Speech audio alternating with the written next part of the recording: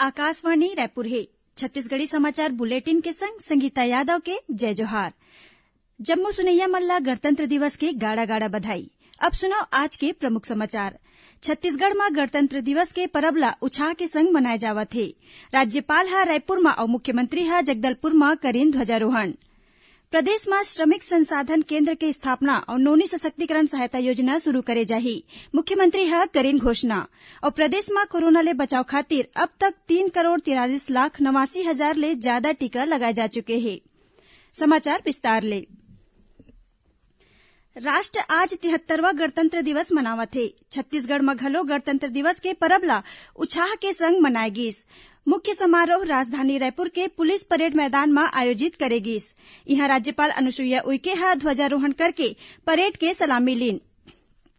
ए मौका में केंद्रीय सशस्त्र बल जैसे BSF, CRPF, ISF, ITBP, SSB के टुकड़ी मन के संगी छत्तीसगढ़ सशस्त्र बल, जिला पुलिस बल और नगर सेना के टुकड़ी ह गार्ड ऑफ ऑनर दिन।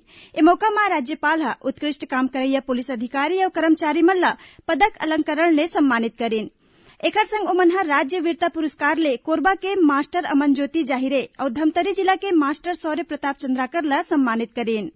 गणतंत्र दिवस के समारोह ला संबोधित करत सुश्री उइके ह कहिन कि हमर संविधान कहिथे कि सबो नागरिक ला सामाजिक, आर्थिक और राजनीतिक न्याय, विचार, अभिव्यक्ति, विश्वास, धर्म और उपासना के स्वतंत्रता है।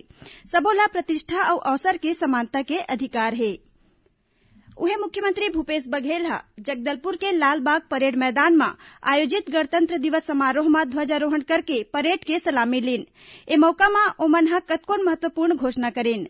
प्रदेश में श्रम कल्याण के प्रयास ला आगू बढ़ाए बर सबो जिला मुख्यालय और विकासखंड स्तर में मुख्यमंत्री श्रमिक संसाधन केंद्र के स्थापना करे जाही। उहे मुख्यमंत्री ह श्रमिक परिवार के बेटी मन के शिक्षा, रोजगार, स्वरोजगार और बिहाव में सहायता बर मुख्यमंत्री नौनी सशक्तिकरण सहायता योजना शुरू करे के घोषणा करेन। ए योजना के तहत छत्तीसगढ़ भवन और अन्य सन्न निर्माण कर्मकार कल्याण मंडल में पंजीकृत हितग्राही मन के पहली 2 बेटी मन के बैंक खाता में 20-20 हजार रूपया के राशि के भुगतान एक मुश्त करे जाही।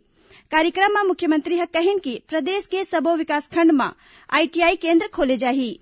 श्री बघेल ह किसान मन के हित में अवैया खरीफ बछर ले प्रदेश में दलहन फसल जैसे मूंग, उड़द और अरहर के खरीदी घलो न्यूनतम समर्थन मूल्य में करे के घोषणा करेन। ओमन कहिन कि राजीव गांधी ग्रामीण भूमिहीन मजदूर न्याय योजना के पहली किस्त के राशि 1 फरवरी के पात्र हितग्राही मन ला ऑनलाइन अंतरित करे जाही।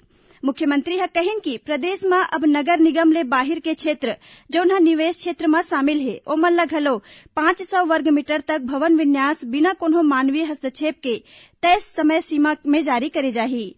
एकर संग अनियमित भवन निर्माण के नियमितीकरण बर सरल कानून बनाए जाही। उहे नगरीय निकाय मन में नल कनेक्शन प्राप्त करे के प्रक्रिया ला डायरेक्ट भवन अनुज्ञा के तर्ज में मानवीय हस्तक्षेप मुक्त बना के समय सीमा में नल कनेक्शन दे जाए के निर्णय ले गे हे। एकर संग ग्रामीण क्षेत्र में शासकीय पट्टा के भूमि ला फ्री होल्ड करे जाही। मुख्यमंत्री शहरी स्लम स्वास्थ्य योजना के सफलता ला देखत श्री बघेल ह घोषणा करेन कि जल्दी ही ए योजना ला प्रदेश के सबो नगरीय निकाय में लागू करे जाही। उहे प्रदेश में लर्निंग लाइसेंस बनाए के प्रक्रिया ला सरलीकरण करे जाही और एकर बर बड़का स्तर में परिवहन सुविधा केंद्र शुरू करे जाही। मुख्यमंत्री ह कहिन कि शासकीय कर्मचारी के हित में अंशदायी पेंशन योजना के भीतर राज्य सरकार के अंशदान ला 10 ले बढ़ा के 14% करे जाही। उन्हें शासकीय कर्मचारी मन ला कार्यक्षमता और उत्पादकता बढ़ाए बर राज्य सरकार अब 5 कार्य दिवस प्रति सप्ताह प्रणाली में कार्य करही। एकर संग सबो जिला में महिला सुरक्षा प्रकोष्ठ के गठन करके ओला प्रभावी रूप ले महिला सुरक्षा बर उपयोग करे जाही। संगे संग प्रदेश में तीरंदाजी ला प्रोत्साहन करे खातिर जगदलपुर में शहीद गुंडाधुर के नाव में राज्य स्तरीय तीरंदाजी अकादमी शुरू करे जाही। लालबाग परेड मैदान में गणतंत्र दिवस समारोह संपन्न होए के बाद मुख्यमंत्री है जगदलपुर स्थित शहीद स्मारक अमर जवान ज्योति पहुंच के शहीद मन ला श्रद्धांजलि अर्पित करेन। उन्हें श्री बघेल है गीदम रोड शहीद गुंडाधुर के प्रतिमा में फूल माला चढ़ा के ओमन ला श्रद्धांजलि अर्पित करेन। गणतंत्र दिवस में आज प्रदेश के आने आने शासकीय और गैर शासकीय संस्था कार्यालय और सार्वजनिक जगह मन में घलो ध्वजारोहण करेगी। राज्यपाल अनुसुईया उइके हा आज बिहनिया राजभवन में ध्वजारोहण करीन। उन्हें मुख्य सूचना आयुक्त M.K. राउत हा नवा रायपुर स्थित छत्तीसगढ़ राज्य सूचना आयोग कार्यालय परिसर में ध्वजारोहण करके राष्ट्रपिता महात्मा गांधी के प्रतिमा में फूलमाला चढ़ाईन। छत्तीसगढ़ राज्य निर्वाचन आयुक्त ठाकुर रामसिंह राज्य निर्वाचन आयोग भवन में और विधानसभा के प्रमुख सचिव चंद्रशेखर गंगराड़े विधानसभा सचिवालय में ध्वजारोहण करीन। ऐसने आकाशवाणी केंद्र रायपुर में घलो गणतंत्र दिवस उत्साह और उमंग के संग मनाए गिस। केंद्र प्रमुख उपनिदेशक अभियांत्रिकी GP शर्मा गणतंत्र दिवस के मौका में ध्वजारोहण करीन। ए मौका में आकाशवाणी केंद्र के सबो अधिकारी और कर्मचारी उपस्थित रहेन। छत्तीसगढ़ी समाचार बुलेटिन आप मन आकाशवाणी रायपुर ले सुनत हव। छत्तीसगढ़ के खबर ले है आपके वास्ता और खबर के विश्वसनीयता ले है हमर वास्ता। आकाशवाणी समाचार रायपुर के प्रादेशिक समाचार बुलेटिन के संगे संग हमर समसामयिक कार्यक्रम आप रेडियो के संग अपन मोबाइल में घलो सुन सकत हव। आकाशवाणी समाचार फेसबुक, ट्विटर और यूट्यूब में घलो हावय। हमर फेसबुक पेज हरे Chhattisgarh news on AIR, Twitter handle CGAIR news और हमर यूट्यूब चैनल हरे छत्तीसगढ़ AIR न्यूज। तो अब रेडियो के संगे संग आपके मोबाइल के माध्यम ले हम आप तक पहुंचत हन। छत्तीसगढ़ के हर खबर पर सुनत रहो आकाशवाणी समाचार। अब आगू बढ़बो बाचे समाचार कोती। ऐसने विधानसभा अध्यक्ष डॉक्टर चरणदास महंत कोरिया जिला मुख्यालय बैकुंठपुर और विधानसभा उपाध्यक्ष मनोज सिंह मंडावी रायगढ़ में ध्वजारोहण करीन। उन्हें गृह मंत्री ताम्रध्वज साहू महासमुंद, पंचायत और ग्रामीण विकास मंत्री TS सिंहदेव कबीरधाम और कृषि मंत्री रविन्द्र चौबे राजनांदगांव में झंडारोहण करीन। आने जिला मुख्यालय मन में घलो मंत्री और संसदीय सचिव मन ध्वजारोहण करीन। प्रदेश में कोरोना ले बचाव खातिर अब तक 3,43,89,000 ले ज्यादा टीका लगाए जा चुके हैं। एमा ले 2,04,00,000 ले ज्यादा लोगन ला टीका के पहली डोज और 1,37,00,000 ले ज्यादा लोगन ला दूनो डोज लगाए जा चुके हैं। उन्हें करीबन 1,91,000 स्वास्थ्यकर्मी, फ्रंट लाइन वर्कर्स और 60 बछर ले ज्यादा उम्र के लोगन ला टीका के बूस्टर डोज लगा दे गए हैं।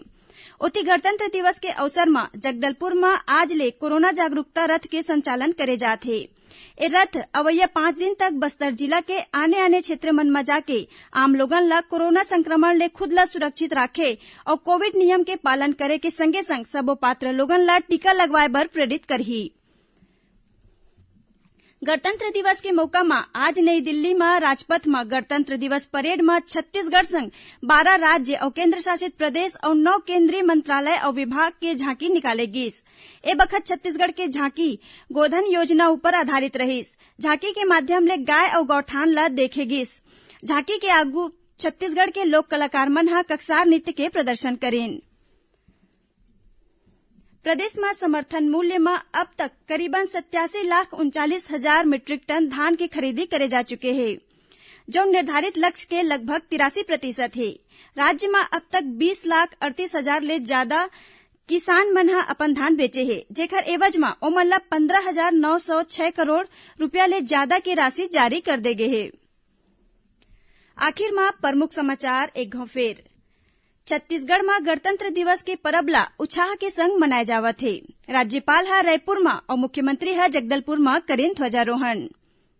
प्रदेश में श्रमिक संसाधन केंद्र के स्थापना और नौनी सशक्तिकरण सहायता योजना शुरू करे जाही। मुख्यमंत्री करेन घोषणा। और प्रदेश में कोरोना ले बचाव खातिर अब तक 3,43,89,000 ले ज्यादा टीका लगाए जा चुके हैं। एकरे संग छत्तीसगढ़ी समाचार बुलेटिन इहे सिरावत है। जय जोहार।